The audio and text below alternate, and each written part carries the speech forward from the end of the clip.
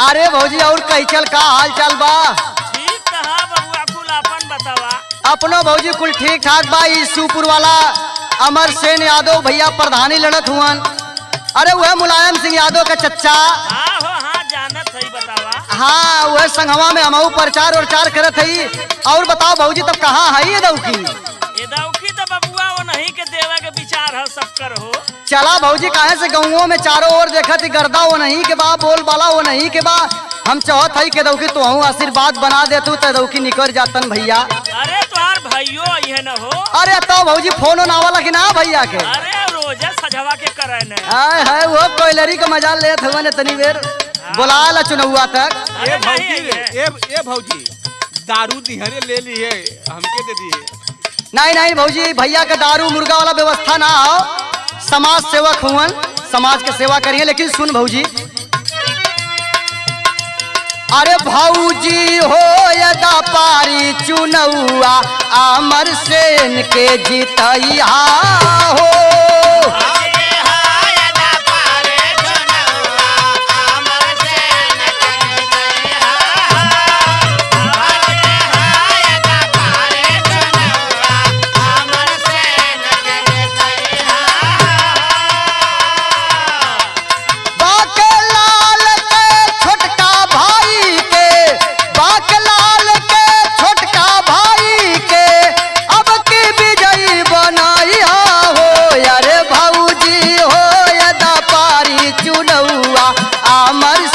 के जीतैया हो।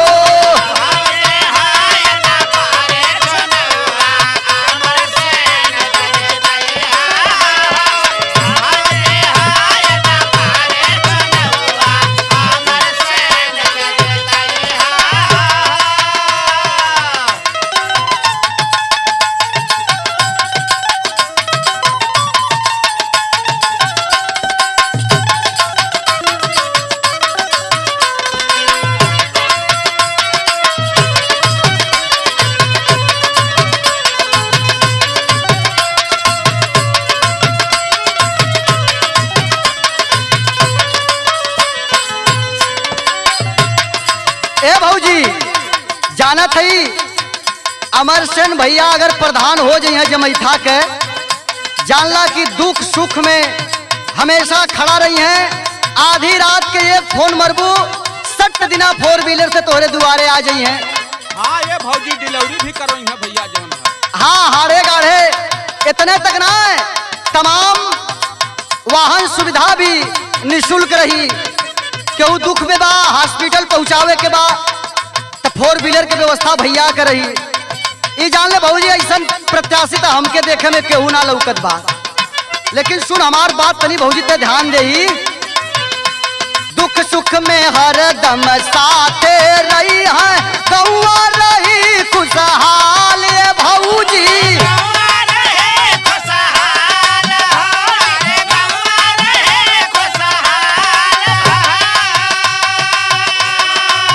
सुख में हर दम साथे रही है, गौआ रही खुशहाल हो।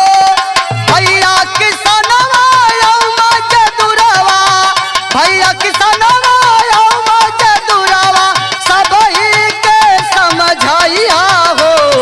भौजी हो यदा पारी चुनौआ अमर सेन के जीतैया हो।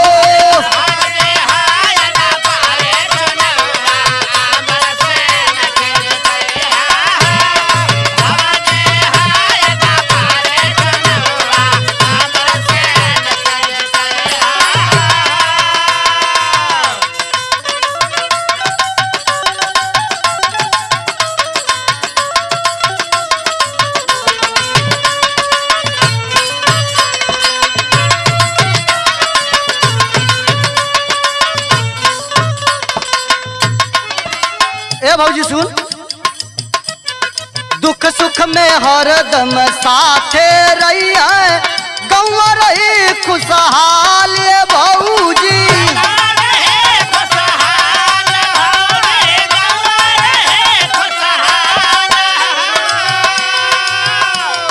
दुख सुख में हरदम खड़ा रही है, गौआ रही खुशहाल हो।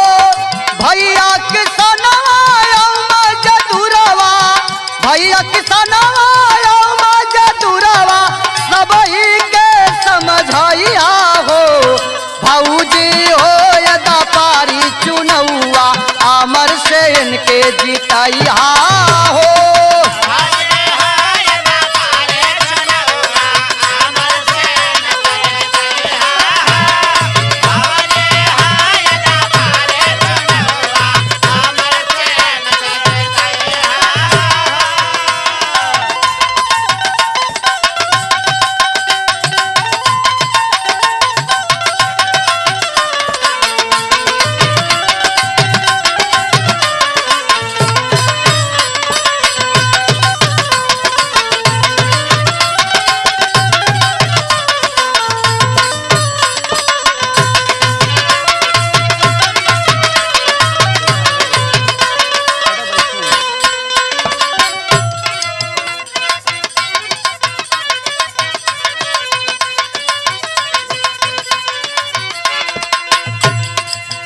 ए भौजी इतने ना जानत हो, जितना गांव का किसान गरीब होवन दिन दोपहरिया में काम धंधा करत हुवन, धूप लगल तबीयत खराब हो गई तो भैया के फोन करबू तुरंते यहाँ उठा के तुरंत अस्पताल पहुंचे हैं, ना तो डॉक्टर बुलवा के तुरंत इलाज करवाई हैं।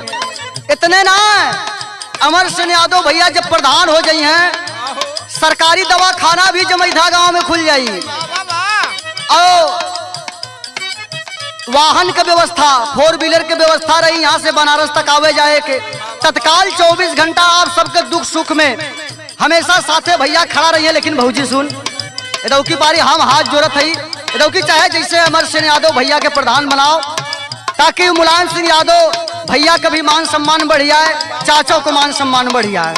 कहना हो जनता के हक खातिर लड़ी है लड़ाई, आशीर्वाद देबू बनाई। ए भौजी आशीर्वाद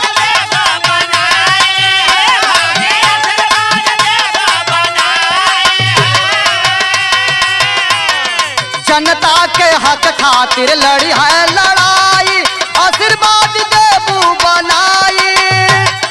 वृद्धायो विधवा पेंशन दिलई है, वृद्धायो विधवा के रखिए ध्यानवा, जनता से बतलाई हो। भौजी हो यदा पारी चुनौआ, अमर सिंह के जितैया हो।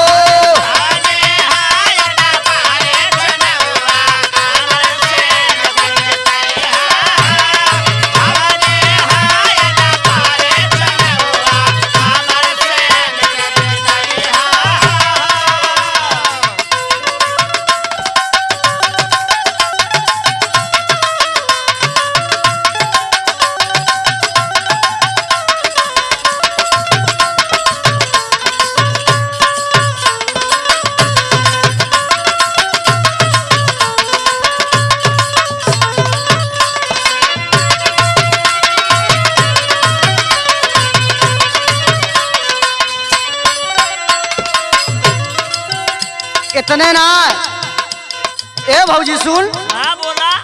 जानत हई अगर तोहरे सब खातिर अगर अमर सिंह भैया के चाहे मुलायम सिंह यादव के अगर पीठ पीछे लाठी भी खाए के होई तब वो जनता खातिर लाठी खाई हैं, लेकिन जनता के हक खातिर जनता के सेवा खातिर दिन रात हमेशा कदम से कदम मिला के चली हैं। सेवा में कोनो कमी ना होई भौजी, चौतरफा विकास 14 मौजा में होई। लेकिन एक बार आशीर्वाद बना के एक बार प्रधान बना दे खाली बस। लेकिन कहना हमार हो, जब जब आफत विपत आई घर में दौड़ल दौड़ल आई है हो भौजी।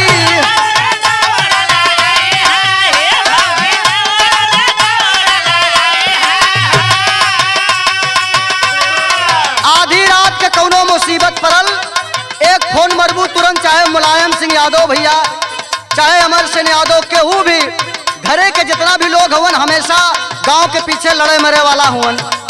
24 घंटा में जब भी चाहवा तुरंत सेवा उपलब्ध हो जाई। लेकिन एक बार आशीर्वाद बनावा, जब जब आफत विपत आई घर में दौड़ल दौड़ल आई है हो। हर संभव सब कर मदद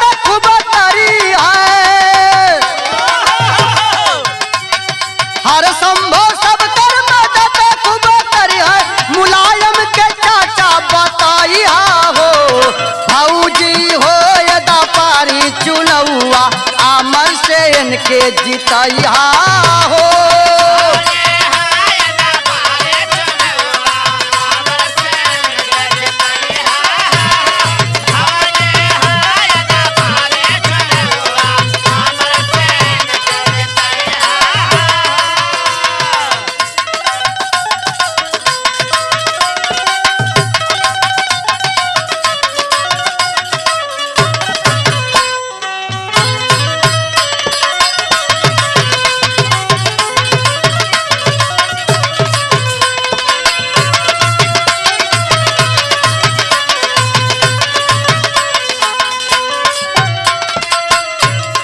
इतने ना, पहली बात प्रधानी हाथ में मिलते पूरे गांव में सौर ऊर्जा की व्यवस्था, ताकि पूरा गांव के प्रकाश मिले। घरे घरे जहां शौचालय की जरूरत हो, हैंडपंप की जरूरत हो, नाली की जरूरत हो, सड़क की जरूरत हो, खड़ंजा की जरूरत हो, मंदिर का सुंदरीकरण, मस्जिद का सुंदरीकरण, बाबा साहेब का अम्बेडकर पार्क, सम्राट का अम्बेडकर पार्क, सरकारी हॉस्पिटल, फ्री में दवाई, फ्री में इलाज, सारी व्यवस्था अमर सिंह यादव मुलायम भैया के तरफ से सबके सुलभ व्यवस्था हुई पूरे गांव के 14 मौजा के। लेकिन सुन भौजी, एदौकी नादानी मत करी। एदौकी भौजी, हम जित्तूलाल यादव भी तोर पाँव पकड़ती, हाथ जोड़ती, तो से विनती हो, विनम्रता से तोर पैर छुअती भौजी। एदौकी अपनो और अगले बगले पास पड़ोस के जे भी दुल्हन बलहीन बा सबके बताई के सुपुर वाला अमर सिंह यादव के विजयी बनावे खो, ज्यादा से ज्यादा मत दे के। लेकिन अंतिम बार हमारे एक बात कहे के भौजी सुन, गांव गांव गली गली नाला बनाई है, नलकूप औरो साड़ा किया ए भौजी, नलकूप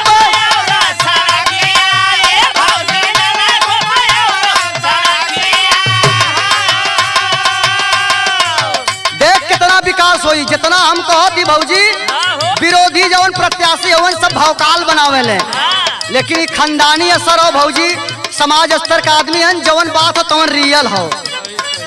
लेकिन जवन बतावती तही ध्यान दे हमार, गांव गांव गली गली नाला बनाई है, नलकूप औरो सड़किया हो, गरीब मजदूरवा के मिली कॉलोनी, गरीब मजदूरवा के मिली कॉलोनी, जकरा बाटे झोपड़िया हो, भौजी हो ये दपारी चुनौआ, अमर सेन के जितैया हो।